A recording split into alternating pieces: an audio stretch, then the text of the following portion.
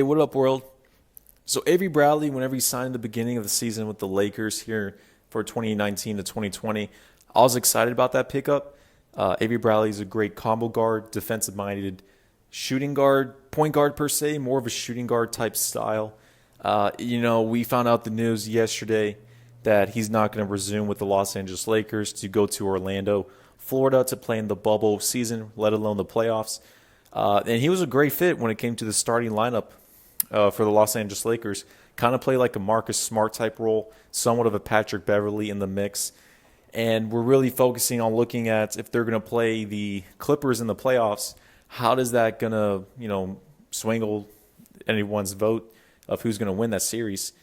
For me, it catches my eye a little bit. I've always stated that the Lakers will win against the Clippers and the Bucks. I'm not going to pull my pick out, but I'm still kind of skeptical on it. The Lakers have been looking at J.R. Smith. There's some names of, Dion Waiters, Iman Shumpert in the mix.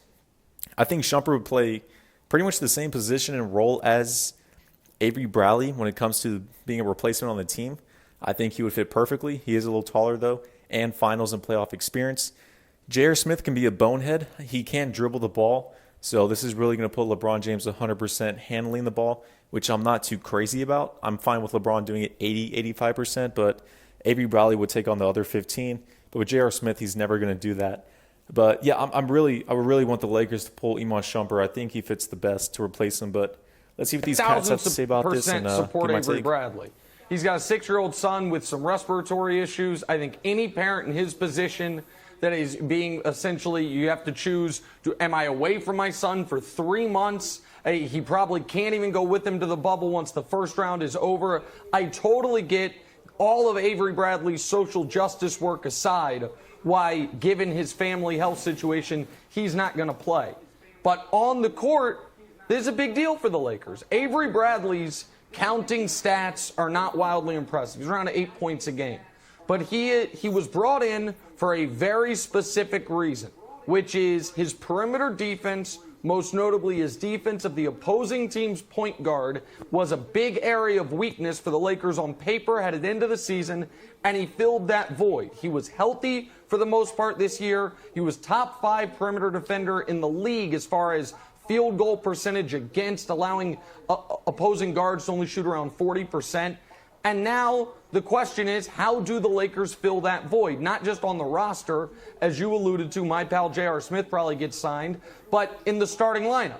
Now, Avery missed around a dozen games this year. Kentavious Caldwell-Pope started for him in those games. I personally would prefer the Lakers consider Alex Caruso starting for Avery Bradley in these games for a couple reasons. One is, I like KCP and Kuzma being your 2 primary scorers coming off the bench in that bench unit. And the Caruso-LeBron 2-man lineup has been, believe it or not, the best 2-man lineup in the NBA, you could argue, not just this year, but for the last 2 years. They're outscoring.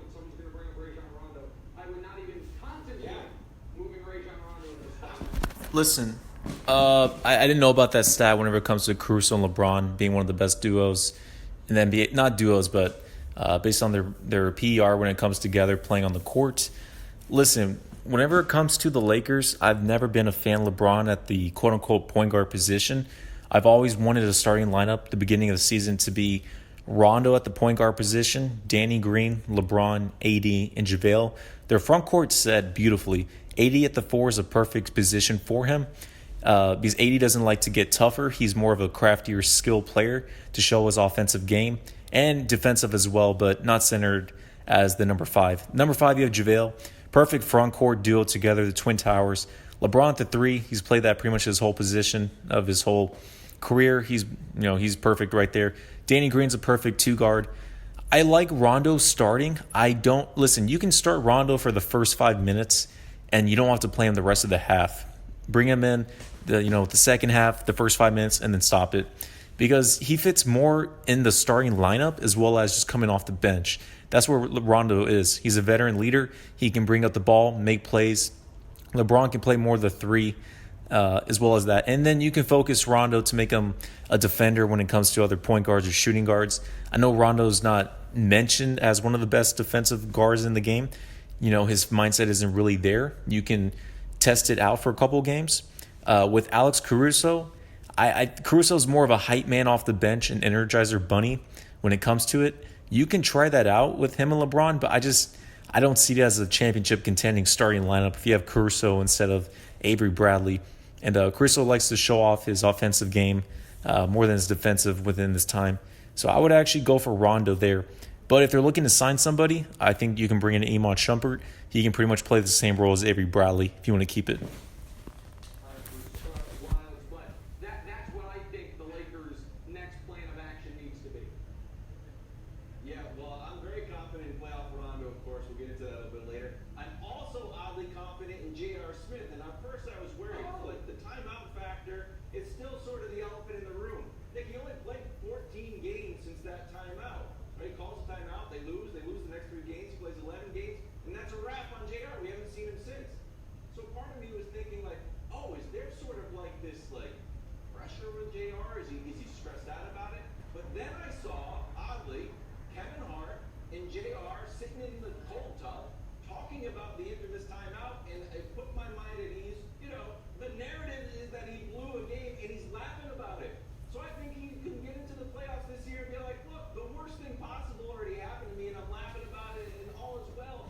I think it's like stress-free and I don't agree with J.R. Smith's signing with the team. I don't like how the Lakers would sign him. So he doesn't fit with the starting unit. I don't want LeBron holding the ball 100% of the time, bringing it up. JR can be a knucklehead pretty much majority of the time. I don't have a trust for him, nor should the Lakers on their team when it comes to it. Even if he comes off the bench, they already have KCP. He played terrible in the beginning of the season, but he picked it up after the fans pretty much bullied him on social media a bunch. And you have Caruso. I actually would prefer Quinn Cook to play off the bench. He's not going to play in the playoffs, but maybe on some blowouts. I don't like J.R. Smith, his chemistry as well as his demeanor as well as his style within this team. I think it's going to be too much of a knucklehead experience. And these these players and the chemistry, they need to lock it up together. I think Shumpert would be fine. If you're looking to bring any other player, you have to keep that into attack. But I would prefer to start Rondo, to be honest. But let's see. We'll have to see how they're going to perform their signing on. great performance for the Lakers. I'll get into JR in a moment, but first I have something for Nick. Woe is Nick. Woe is Nick. All right, the Clippers, I picked them over the Lakers, and they had 2 reasons I picked them. Real quickly, if you're a Clippers fan, you should feel confident going to the playoffs, but even more confident right now with this whole speculation with Avery Bradley and J.R. Smith signing, whoever it is. I'm still going to stick with the Lakers. Let's see who they pull off on their team. But if you're a Clippers fan or pick the Clippers to make the finals, you should feel pretty good right now. They have the depth and they have the dog. Those are the 2 advantages they have over the Lakers. And now with the loss of Avery Bradley, that gap just widens. You mentioned that Avery Bradley is one of the best perimeter defenders in the league. And now without him, it is a big loss for the Lakers. And he's a guy that's mentally tough. He has that dog in it. He is an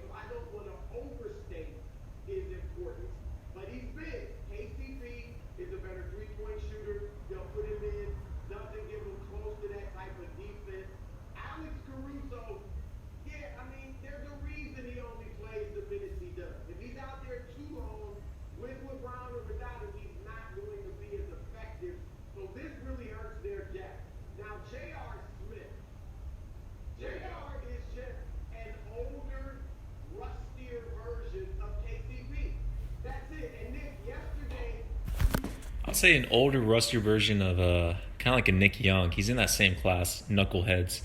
But J.R. Smith, you got to give him credit. He's a better version. He won a championship. He started on the Cavs in 2016, and they won the chip. I don't like the fit. I think it's forced that they put J.R. Smith on the team, especially LeBron, him and his history.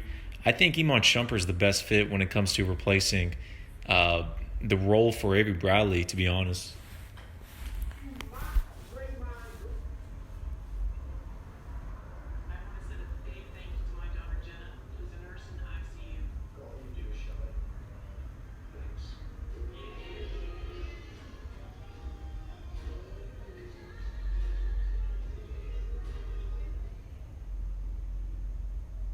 About turning back the clock.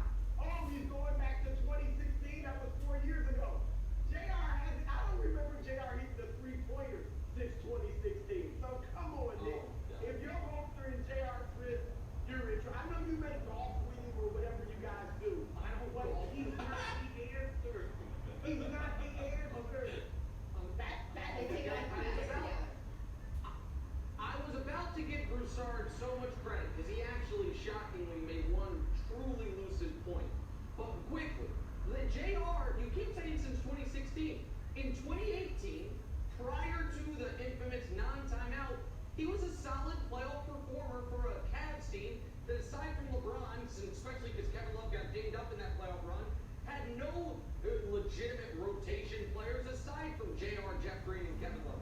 So that's unfair. B, I'm not asking JR to turn back the clock like Draymond's talking about when he was top 10 MVP candidate. But let me just quickly say the point Broussard made, that's correct. In the playoffs, you need 7 or 8 guys you trust. It's all you need. The Lakers only had, prior to Bradley opting out, 4 guys you knew you could trust. You have LeBron. You have Anthony Davis. Avery Bradley, I could always trust. JaVale McGee. And then, I would throw KCP as a backup. Because he's been very consistent on the team. When it comes to that, yeah, they pretty much have around 3 right now. Just LeBron, AD, JaVale, who I trust. Kyle Kuzma is very inconsistent. He's a wild card. I somewhat trust Caruso, but that's a good point. There's not many people I truly trust. Whenever it comes to the Clippers, I trust pretty much every single player on that team because they know their role. The Lakers, the players, they know their role, but they're designed. They would have to step up against the Clippers, and it's been very inconsistent. I also kind of with Danny Green, he's somewhat inconsistent offensively playing with LeBron. So yeah, I can't trust him to play big like JaVale, AD, and LeBron, and Avery Bradley. But yeah, probably those 4 players. LeBron, AD, Danny Green, Avery Bradley. Everyone else is a question mark, and a lot of them have. No, you got to give more respect to JaVale McGee. His only role is to play defense, block shots, be in the center in the paint, and that's all he does every single game. Very well at it. No playoff experience whatsoever. One of those guys just got removed. And so, yeah, it does hurt them. Now, luckily, the gap between them and the Clippers was about here. And so now it's about here. So now if the Clippers can, by the way, manage to get to the conference finals, maybe they can take the Lakers 6 instead of a gentleman sweep in 5. But against Milwaukee, this could be a real problem. You're talking about the Clippers. Against Milwaukee could be a real problem. And Jenna, I know I just talked about playoff performers and guys you can trust. And I feel like now you're going to talk about Rajon Rondo. Why did I leave him off the list? Yeah. I'm going to lose my mind. Now listen, Broussard, let me ask you. I've known Nick now almost 4 years. If I really want to stress him out, I say 2 words. I say Rondo and I say minutes. And that's all it honestly takes. Let me get a little sanity into this conversation. Are you comfortable if Rajon Rondo jumps into that starting role?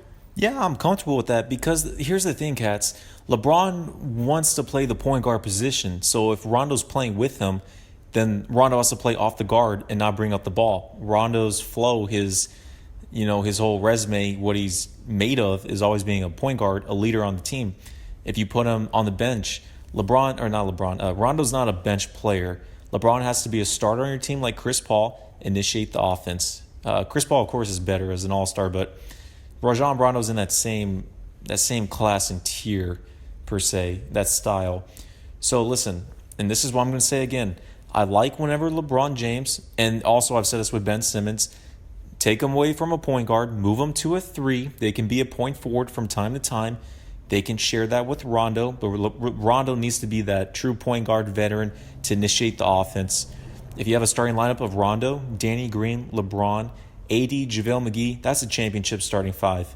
Whenever it was Avery Bradley on the team, and you had to move LeBron to the point guard, Avery Bradley pretty much to the 2, Danny Green to the 3. I felt like it was very forced, and it wasn't fluid. LeBron can play point guard; he's great at it. He's had an MVP season, but it still wasn't a good fluid for the team because you have Avery Bradley, quote unquote, playing the 1, but he's not even bringing up the ball, and he's pretty much guarding 1s and 2s. And LeBron, who's quote unquote playing the small forward but bringing up the ball, it was just a weird logistical style.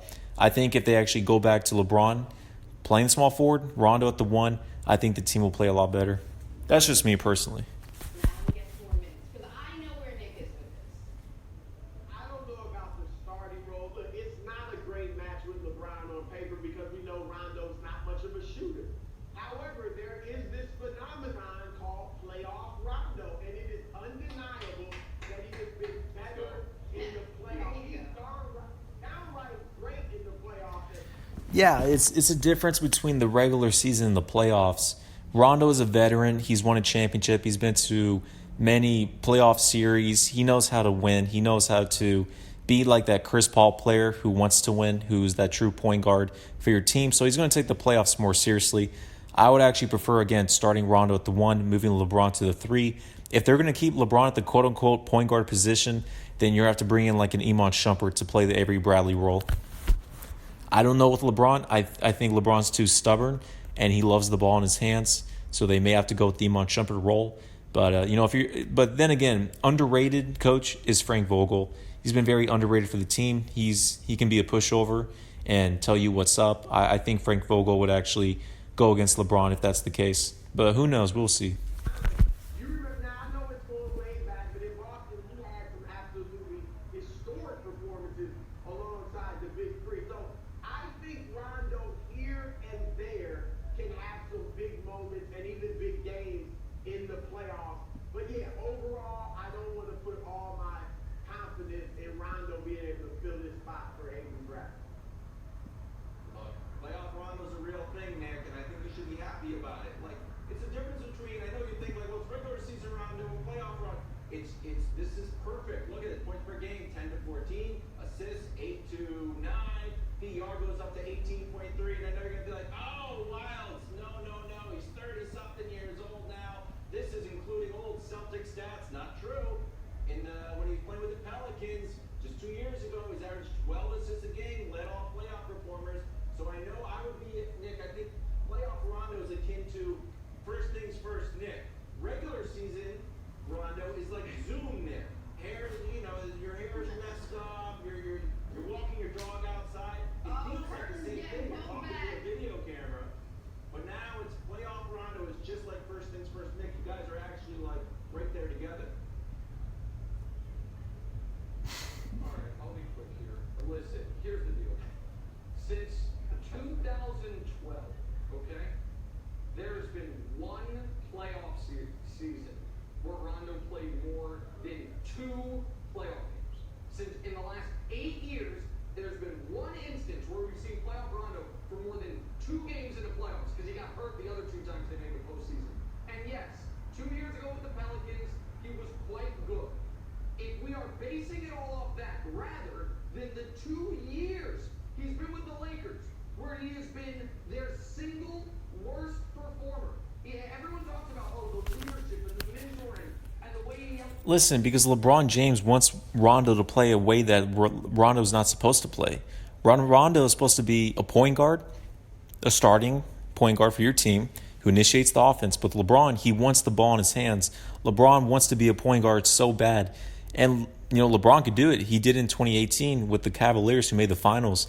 But that wasn't a recipe for success. I mean, they got swept against the Warriors, even though they did have a super team. In the Eastern Conference, there wasn't teams like in the West. But I would rather have Rondo as your starting point guard, move LeBron to the 3, Same thing like I said with the Sixers. They need to move Ben Simmons to the 3. He can bring out the ball from time to time, but he shouldn't be the sole person because the offensive movement is very stagnant. There's really no more hockey assists. There's really not an offensive system in place. We see that a lot with a couple of these cats, LeBron, Ben Simmons. These big guys want to be the point guard, and it just doesn't work. Young players, there is a name, there is a word for people who can't play anymore, but are great leaders and teachers. We call them coaches. If he ends up being the starting point guard for the Lakers, then, I guess, congrats to the Houston Rockets, because they'll be the team coming out of the West. But Frank Vogel's too smart to let that happen. Listen, these cats really don't understand. They still think LeBron's a small forward. They're not taking into account their roles, their playing styles, as well as their positions. LeBron right now is quote-unquote the point guard. I'm telling the team to move him to the 3, Rondo at the starting point guard position. If not that, if LeBron's staying as a point guard, then bring in Iman Shumpert to play the Avery Bradley role.